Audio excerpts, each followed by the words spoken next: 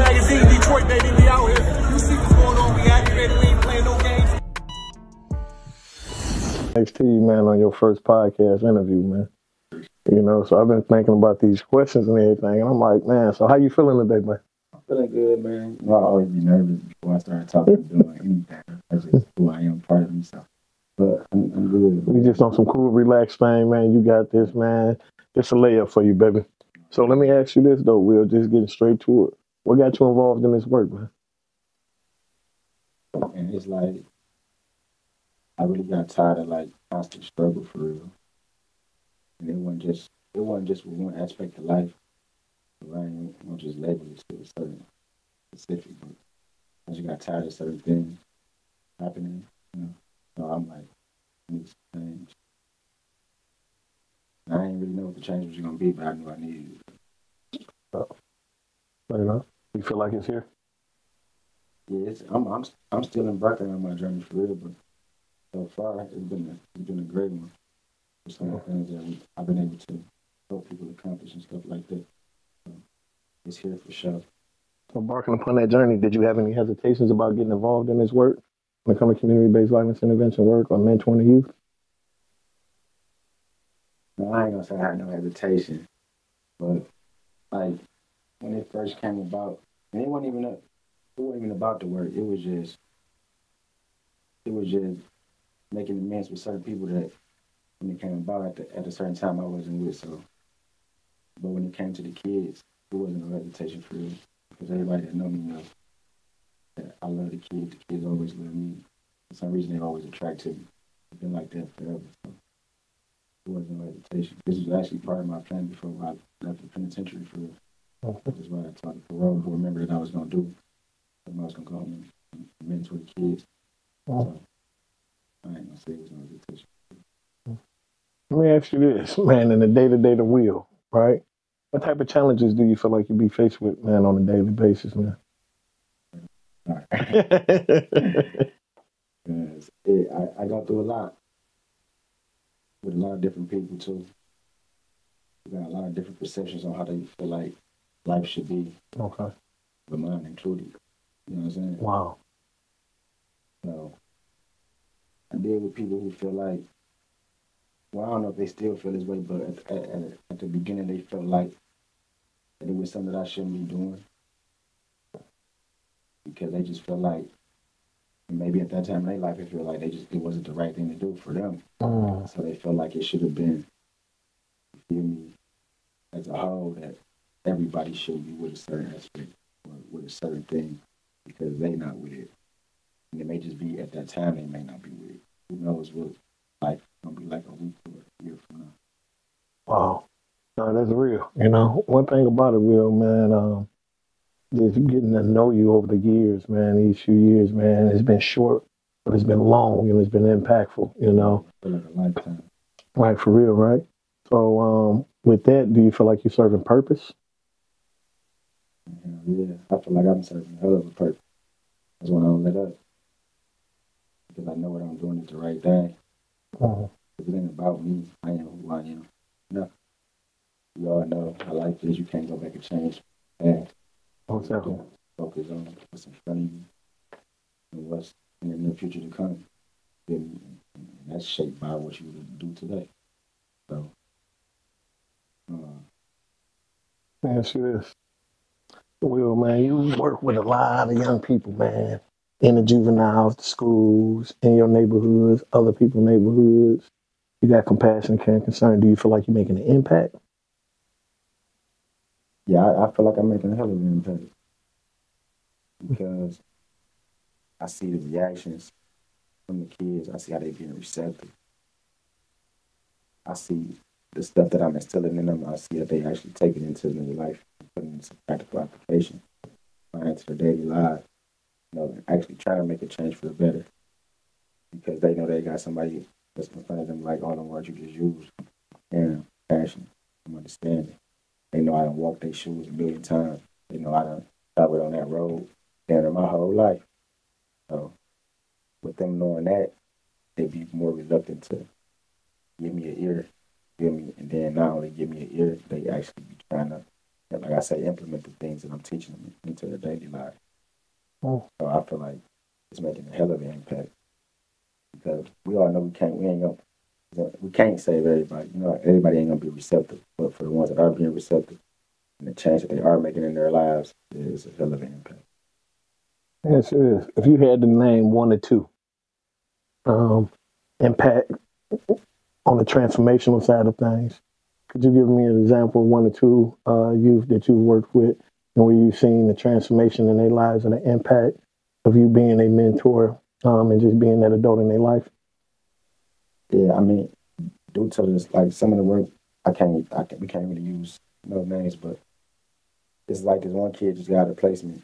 I had to start working with him. Just for the audience too, though, when you say placement, explain what placement is. Placement is like it ain't like it's a jail for for juvenile, but for the youth who committed crimes and have to serve a sentence. So that's what they send them to. Okay. It's supposed to be for rehabilitation. So that's what the placement is. Okay. So I had started because I work for this organization, Black Family Development, whatever the case may be. So I'm a reentry coach for them. So I start working with youth. They got like 3 months left in placement all the way up until they make the transition back into the community. We work on things like education, financial goals. We work on community reintegration, family reunification, things of that nature. But we also we set goals and stuff while we be in there. Okay. So when they do get out, be able to walk right into it. So like I said, this one kid just got out, and all while he was in there, he was telling me about how good he was going to do and how he was learning from me and things of that nature. But it's easy to talk like you're in jail. I did a long time in jail. And I heard a million people say, "When I get out there, I'm walking this way. I'm doing this. I'm gonna do the right thing." And you look up 3 to 6 months later, you see dog coming back to defense. Like, what the hell? What happened to all of them? So it's easy for a person to orchestrate plans and stuff while they're in jail because it's easy to stick to the plan while you're there because there's nothing else to stick to. Right. So, whoa, that's heavy. So he got out, but since he's been out, he's been walking that path though. Right. Yeah, he's been walking that path. He's been applying for job after job. He's been focused on the school. He's been hitting me up every day to get him in barber school. I remember I hit you up the other day about the barber stuff. So he's been walking that walk. You tell me like if I ain't had you in my life, I don't know where I'd be doing. I probably would have got back out doing the same thing.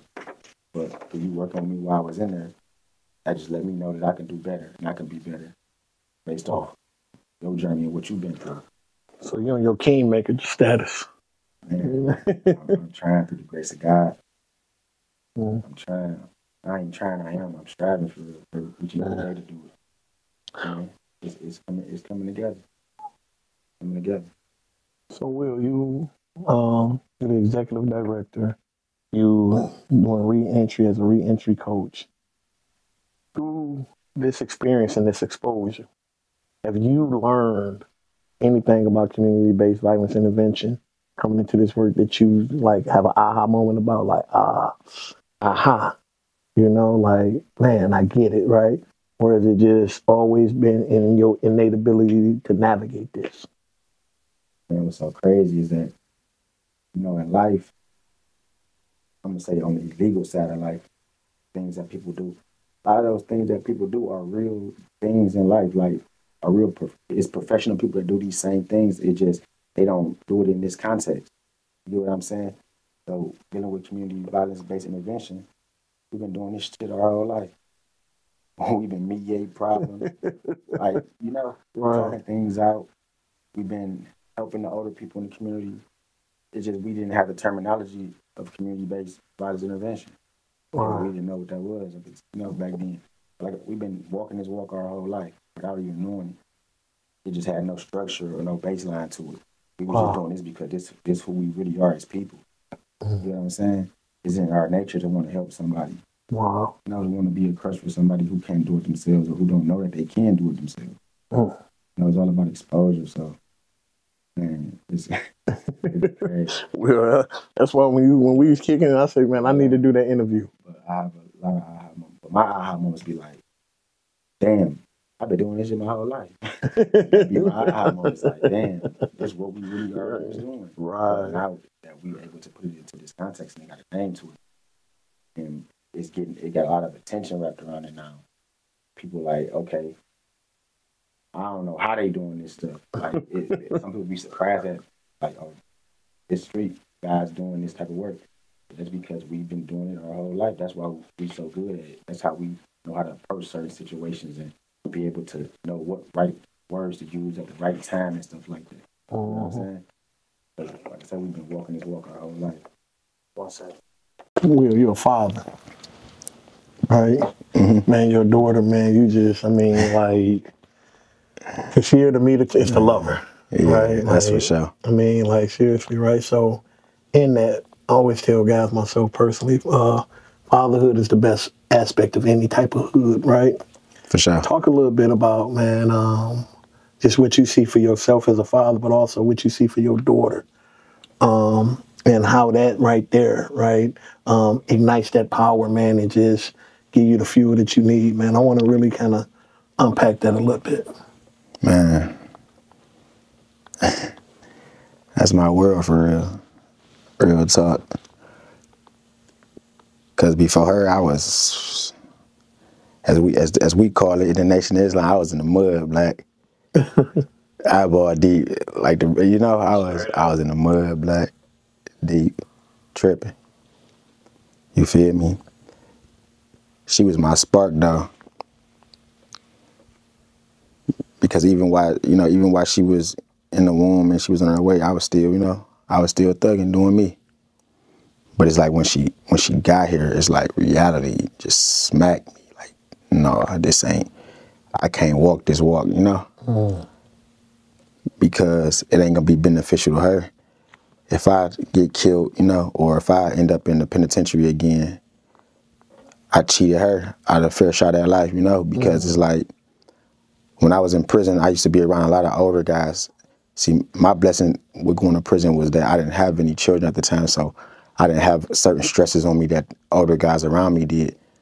And one thing about me, and people that truly know me, I learn from other people's experiences. So, with me having to encounter those guys go through what they was going through, and that struggle I seen them encounter with their children and not being able to see their children and not be there for birthdays and Christmases and just for first days of school and graduations and stuff like that, man, that shit hurt them guys. And I'm talking about the baddest of the baddest. I seen that shit break guys down. And with me knowing that, I ain't want to subject her to that, because that ain't fair. That's just me being selfish. Because I used to always have it in my mind, like, this what it is for me. Like, I'm cool with this shit. Like, I'm a street nigga. Like, whatever it come with, however it come, I'm cool, fuck it. I'm gonna live and die by this shit. I actually told myself that before. I told you when I was in prison. I actually told myself, I went in when I was 17. I said, I'm going in young. I'm getting out young. I'm gonna do the same shit that I was doing before I came in here. Because it's like, with the streets, it always got it's the allure of it. But it ain't. It's all a big ass illusion though. So, like I say, her being my spark, I knew I couldn't subject myself to going back there and then leaving her out here being subjected to one of these other guys or one of these clowns. You feel me? Having to raise my daughter because of my stupid decision making. And for my ability not seeing what the big picture was. So, like I said, with her being that spark, I'm like, hell no. I gotta make this shit right for her, if anything. So that's what really opened my eyes up and started making me think, like, damn, what can I do different? Because it's apparent that I gotta do something different. But where can I make the biggest impact at? Like, where can I help the most at? And I knew I wasn't finna go work in no factory. I tried working on houses before. That's how I know how to put windows in. That's how I know how to paint. That's how I know how to sand, all that stuff. I tried it, but going through that process, I got to going through stuff mentally, and I just started feeling like it wasn't for me. Wow. And with us, it'd be so easy to quit, and just go back to what's normal. So I quit, and I went back to what was normal for me, thugging. You feel me? Went back to thugging. But then I had a moment in life where I was at my lowest.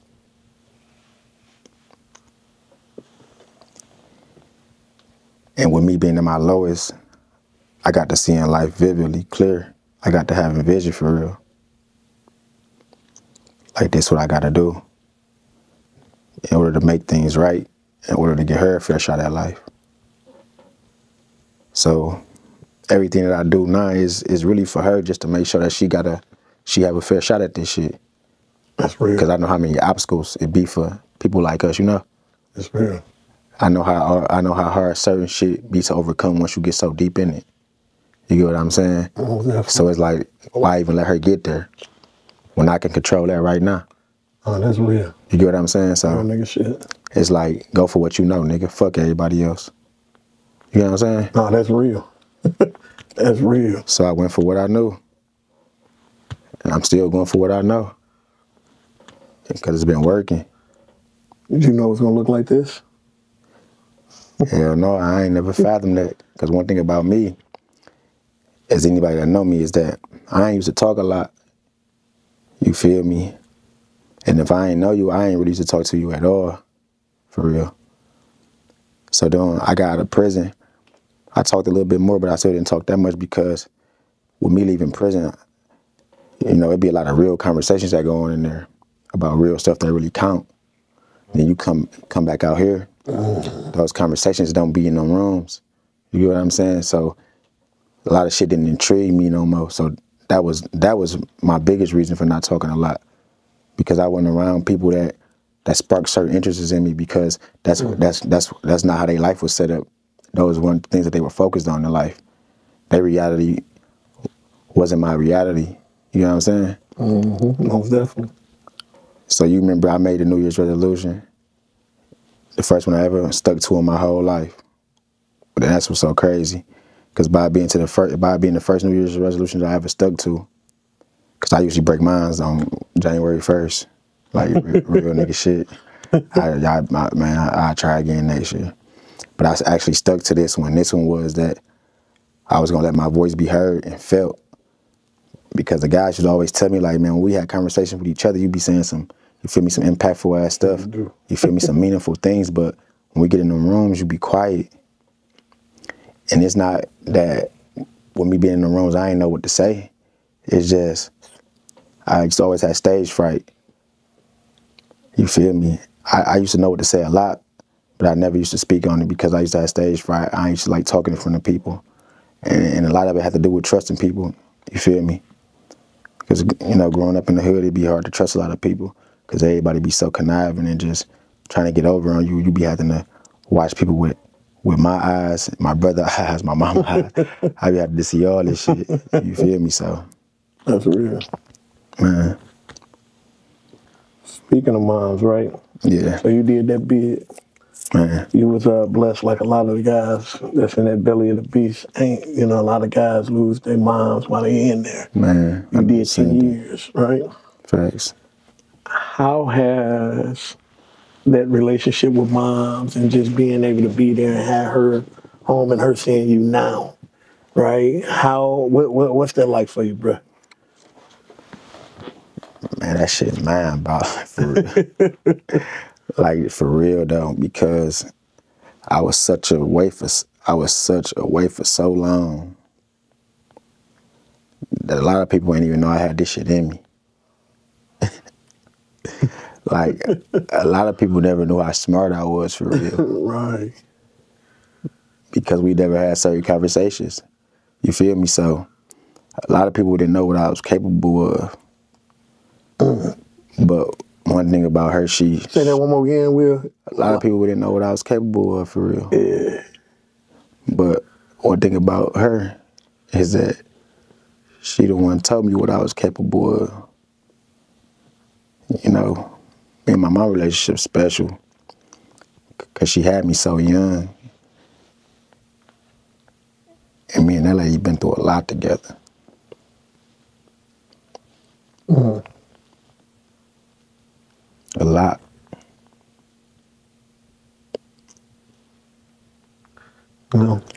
And it's like, I'm trying not to cry. It's all right, man. It's your interview, man. It's your podcast, brother. But yeah, me and that lady relationship real special because, like I said, she instilled a lot of this stuff in me. And a lot of it didn't hit till later on in life.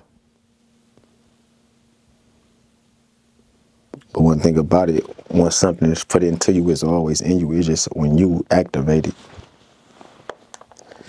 So it took me a while to activate those powers that she told me I had. But you know, through trial and tribulation, we here now. And it ain't nothing in the world like seeing the reaction on her face when she see how people receive me. When she see how people look to me for guidance. When she see how people depend on me. I know that does something to her soul. And I know it makes her the happiest person in the world.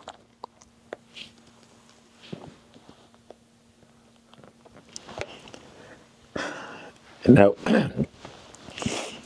that was always my goal. Leaving out of prison, like, damn. It's always ask myself, like, how the fuck I'm gonna pay her back? And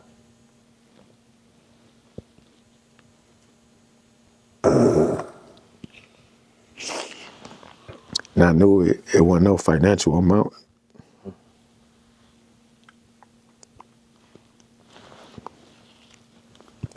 That could do it, for sure. So I knew I had to transform into that person that she wanted me to be.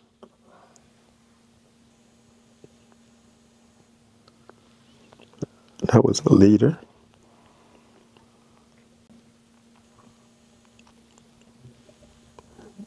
That move on what I see fit in life.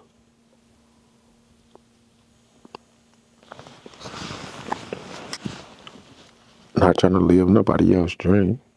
Things like that. So I know I had to become a man. But only through her did I learn that. Through her struggle.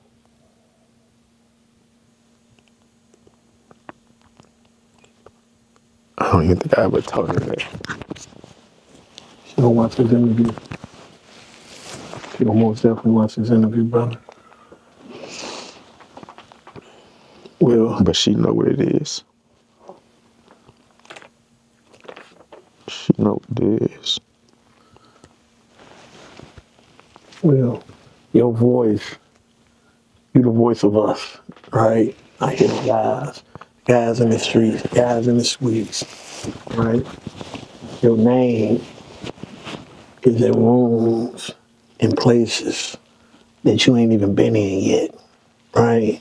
You're looking at your power and the way you organize it and executing it, man. You got police chiefs, the mayors, the street guys, the kids in the schools, the kids in the juvenile, like so many different sectors, man.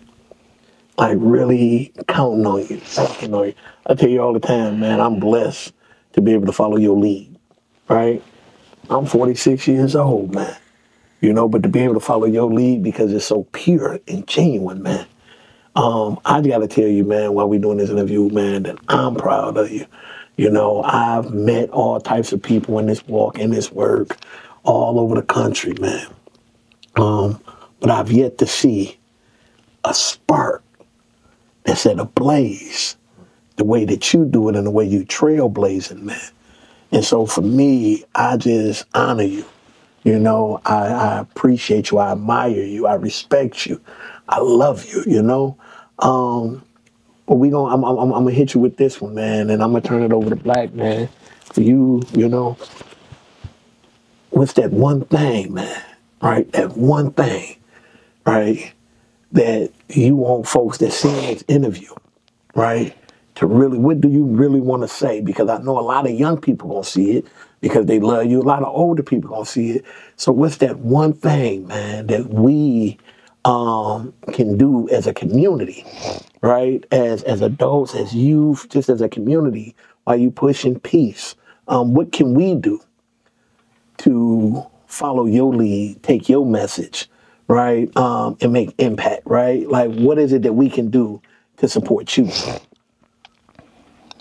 Man, the biggest thing that we can do together is to work in lockstep, and that's with everybody in the community.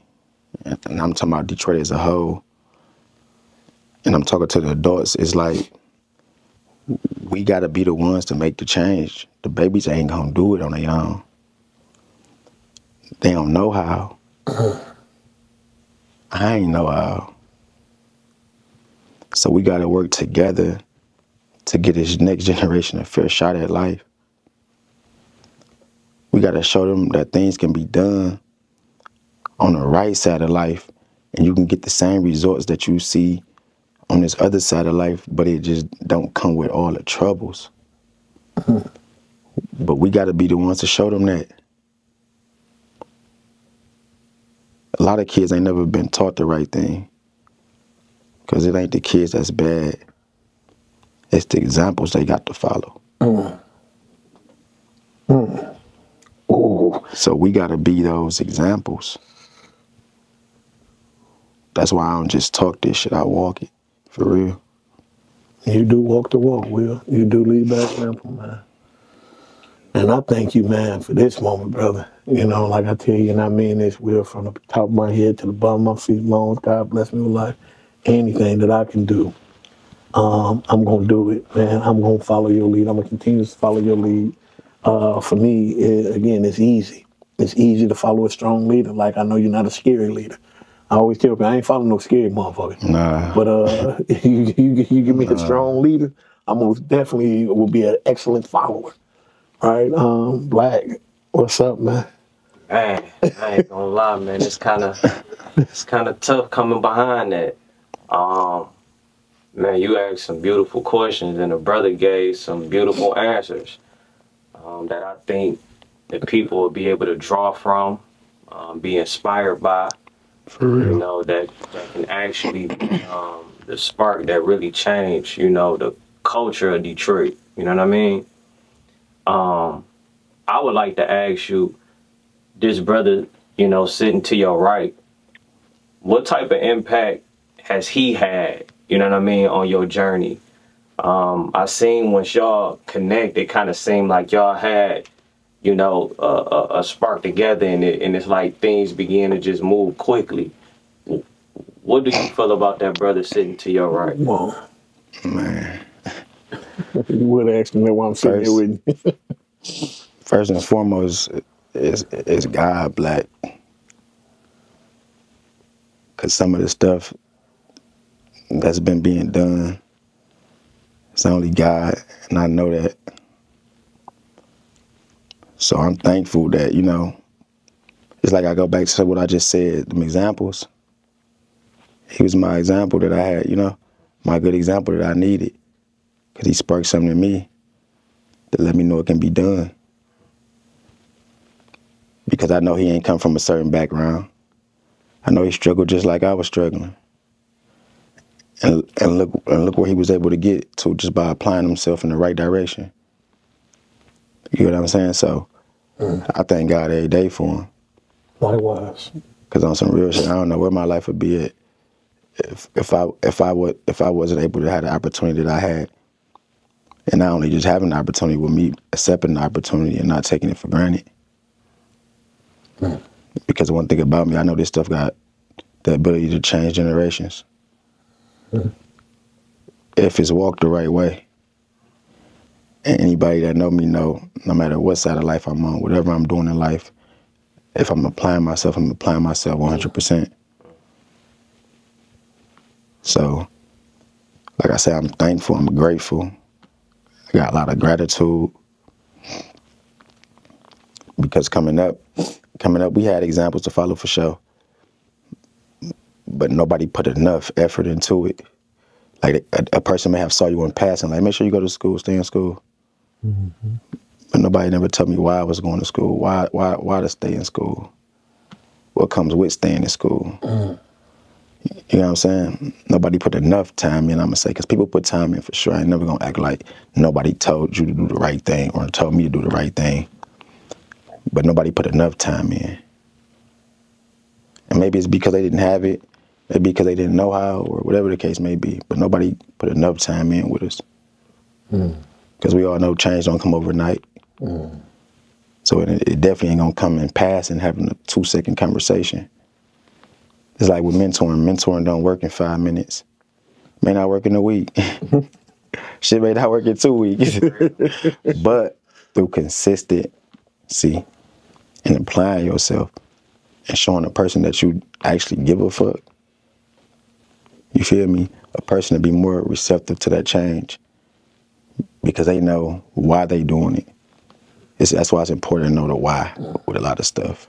100%. And if you could damn near figure out the why about something, you will be okay in life. So I'm forever thankful for my dog. Real talk. Likewise, man. Real talk. I'm forever indebted, for real. My guy. I'm going to say this, man. It ain't no debt. Our debt already been paid. I'm blessed to be able to see it.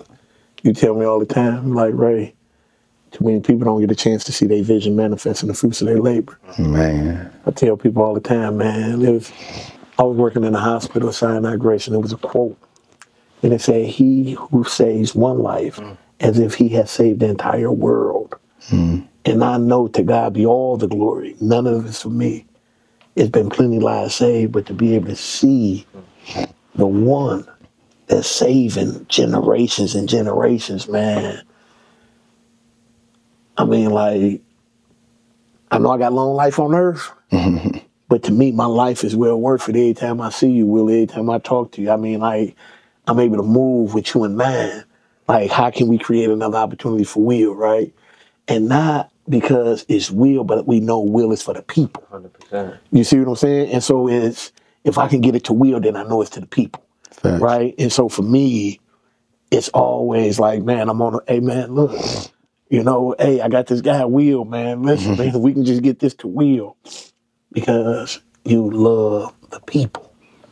Facts. You know, and that's the key to it. Like I tell you, man, you're a breath of fresh air. The state told me, say, Ray, you ain't everybody cup of tea, but everybody don't drink tea, they drink coffee. Right? Some people drink coffee. And I'm like, but I share with you, like, Will, you have the ability to build your own relationships that I didn't see as valuable. Facts. But it's a different type of value add that you bring to them. Facts. Right? And so it's just like, my shortcomings, for me, they get picked up by you. And that's how I see it. Like, damn, I fall short, but my man pick it up. You know? And so, like, that's the beauty in it. Because a lot of times we know when things right or wrong. No, really. And sometimes I'll be like, dang, man, I ain't need to necessarily lead that relationship like that. But it is what it is, and I can't right now correct it. But to see you picking up, it's like, it wasn't in vain. You know what I mean? And so, like, I appreciate it, man. And I just thank you, man. I want to tell you thank you, man. Thank you. Nah, I appreciate you, dog. You know that. You bigger than the rappers, Will. No, if I may, because we had a brief stay. But in that stay, I could kind of identify when you said that you were quiet, but you had a lot that you could say. And I watched this brother maneuver, you know what I mean? You know, the brother didn't say a lot, but the whole yard knew. Yeah. You know? To see the brother come home and do what he doing right now, when I saw it, I'm like, damn. like, don't too many people make that level of commitment. Even people that, you know, deem themselves to be righteous, or, you know, the so-called holier than thou. You get what I'm saying? No, that's real. I think it's almost impossible for a person to not come from, like, the brother's background specifically, to even be that gap in between the streets and the youth. So I think my question that I want to ask you is, what do you think is your biggest gift that allows you to be able to like effectively do the job that you do? Like, what's your tool that allows you to be great at what you do? Man, this gonna sound crazy and so simple, but pure experience.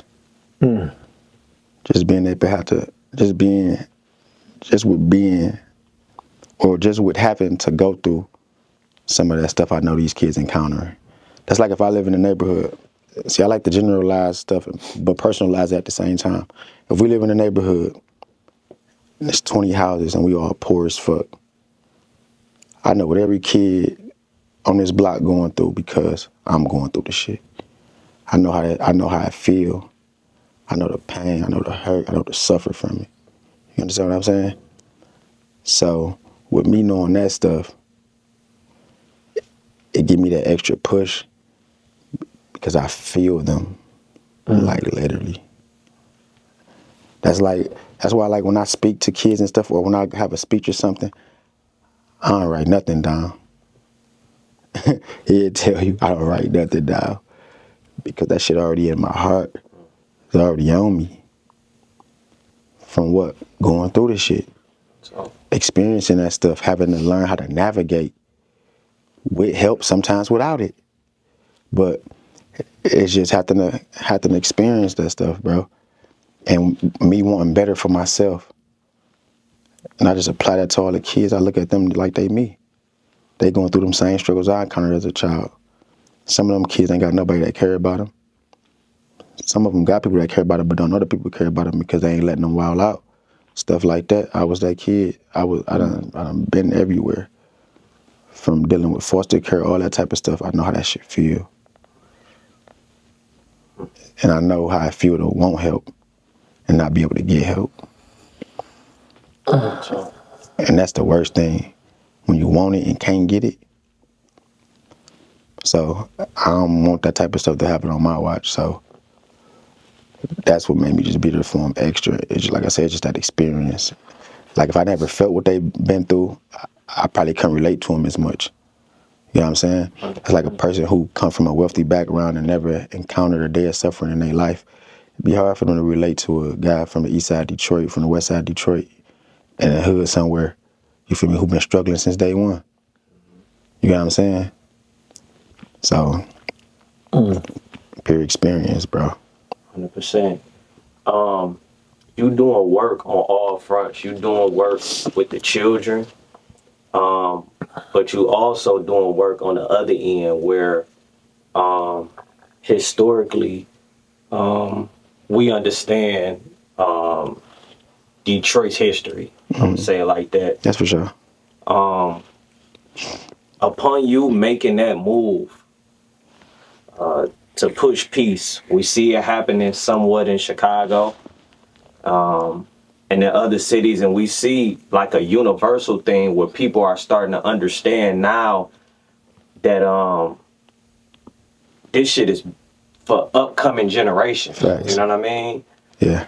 These are families that's being built. And just like California, it begins to be a thing where it becomes generational, where you become fourth generation, fifth generation, facts. sixth generation. And when we look at, you know, the history of Detroit, it has become that. Facts. For you to take that step, like, have you received any pushback on that? Have you received any negative feedback and positive feedback on both spectrums? If you could talk about that. Facts.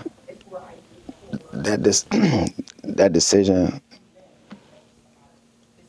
like to, you know, push peace and stuff like that, that was done on the collective.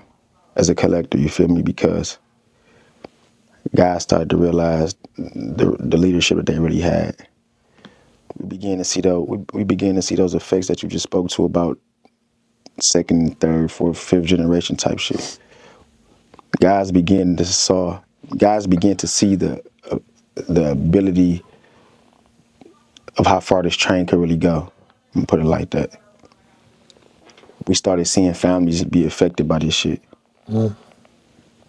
we started seeing children be hurt because of the way they adjusting their fingers, because of some shit that me, along with other guys, deemed to be cool. So once I sat back and I started to dissect that shit, because I'm a thinker, and I'm like, damn, these kids following this shit. But they only following it because this was being presented to them. Goes back to those examples. This is what's being portrayed in the music, on pictures. We all know kids eat with their eyes, especially this generation. Some of these kids only can think far as they can see. So with me knowing that, I started being mindful of what I was letting people see when it came to me. I used to be on the block telling the homies like, bro, this shit starting to affect these kids. This is before I even came in contact with him. Like, this shit getting to these kids. Because we got kids on the block. Like, all of my homies got kids. And they all at that age group. You get what I'm saying? It got to the point to where I started seeing them adjust their fingers and shit certain ways. You know what I'm saying? It got to the point to where I'm seeing my nephew, his first year of high school, he was going to school with a 4-2 hoodie on. And he don't know what all come with that shit. All he know is the music, how he see his uncles on the block. All he knows the good side of that shit. He don't know how many niggas that got buried in the penitentiary behind this shit. He don't really know how many niggas that got lost their life to this shit. He don't know how many families really got ruined behind this type of shit. He don't know how many of these grown ass niggas wish they can do this shit over and they wouldn't do it again. You get what I'm saying? He don't know how many niggas got regret in their heart every day they wake up, wishing they ain't do certain shit, wishing them days and them nights ain't go certain ways. You get what I'm saying? And one thing about life, we know we can't repeat this shit. Ain't no rewind button on this shit. A split second can set some shit in stone that'll never be erased. So, me knowing all these things in my mind, I knew it would be cowardly of me to continue to sit back and live my life without addressing this shit, because I knew I was gonna be all right. I've been in the streets my whole life. I learned to navigate through that shit. I done been through them pitfalls and shit already.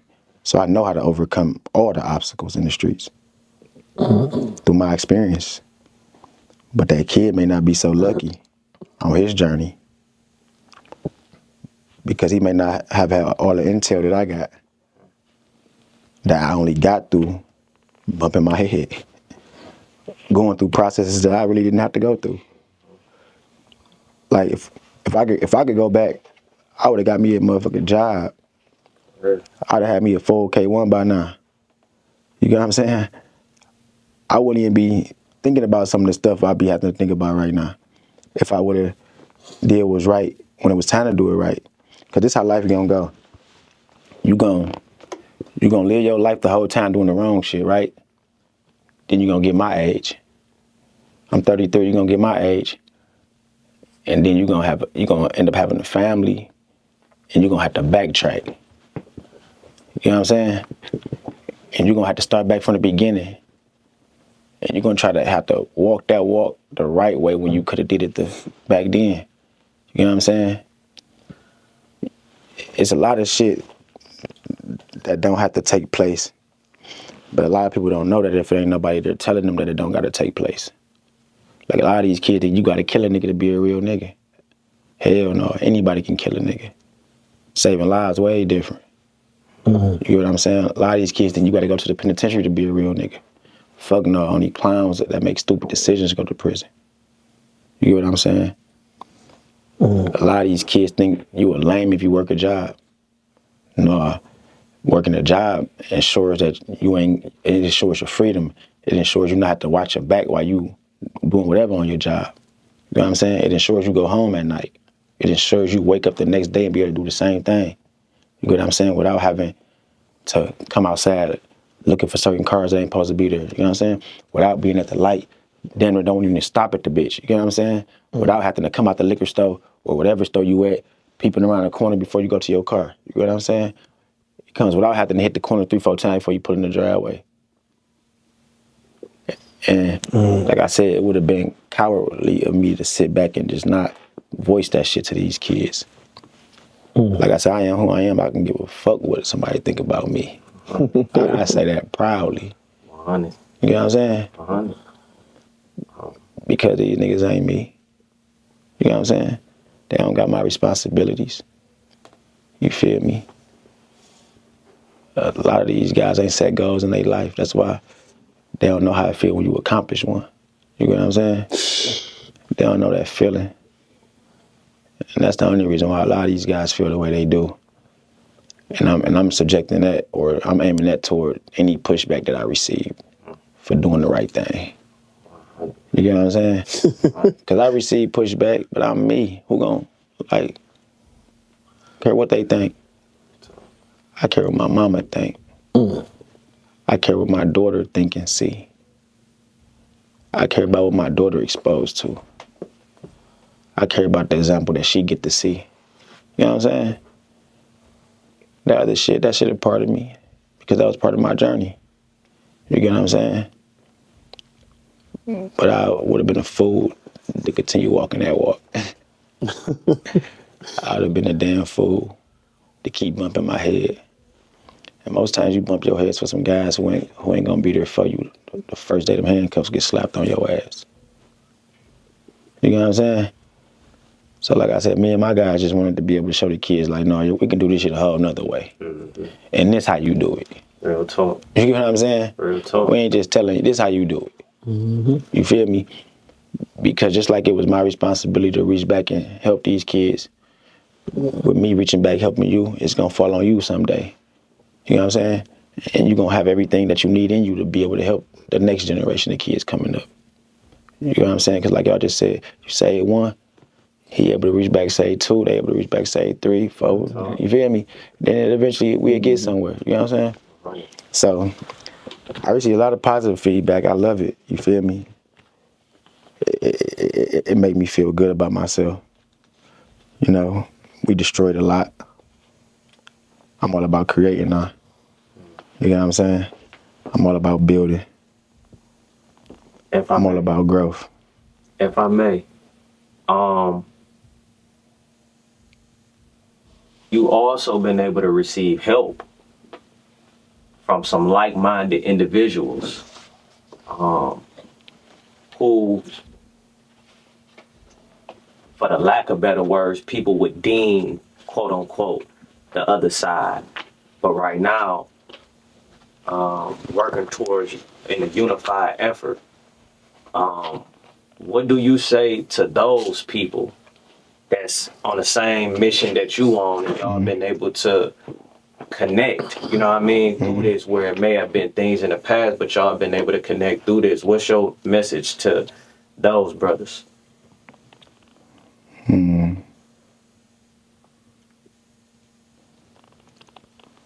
We all got the same common goals. Because we all know what's right.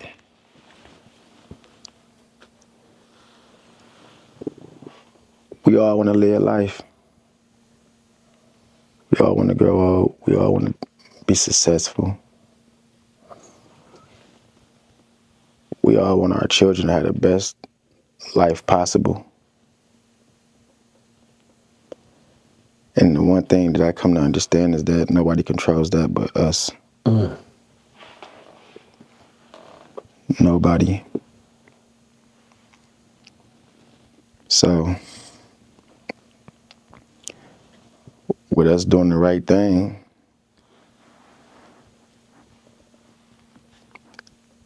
it only ensures that this next generation has some form of success. at whatever journey they choose to embark on. You know what I'm saying? 100%. And this shit about life. That's real. About life, man. Yes, sir, man. Well, it's definitely been an honor, man. I definitely think that this conversation, first and foremost, man, I want to say I appreciate Ray, you know, for, you know, just us even being able to converse and y'all giving me the honor to do this on the I appreciate magazine, you, Black. You know what I mean? I'm glad to see where you at, man. Real talk. I'm proud of you, Black. Real talk. It's an honor to come sit in your establishment, bro, and I embark on this part of my journey with you too, though. I appreciate that. Real talk, bro. Likewise, bro. Real talk. I'm proud of you. You know Real what? Talk. I'm proud of you, bro. And it's funny, man, because I didn't even know about the Forum magazine, right? Yes, sir. And so when I seen the Forum post, they first thing, I'm like, man, hold on, who is these people, man, right?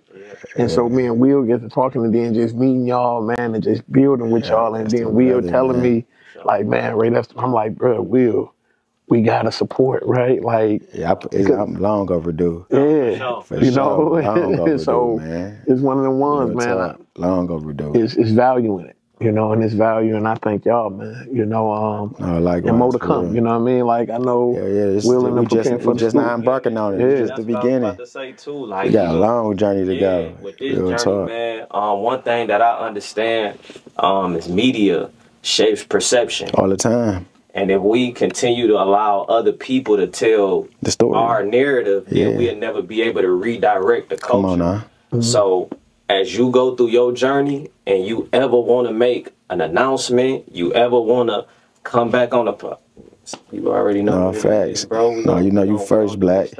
Real talk. Appreciate and respect, brother. Real talk. Forum Magazine, Pulse of the Culture.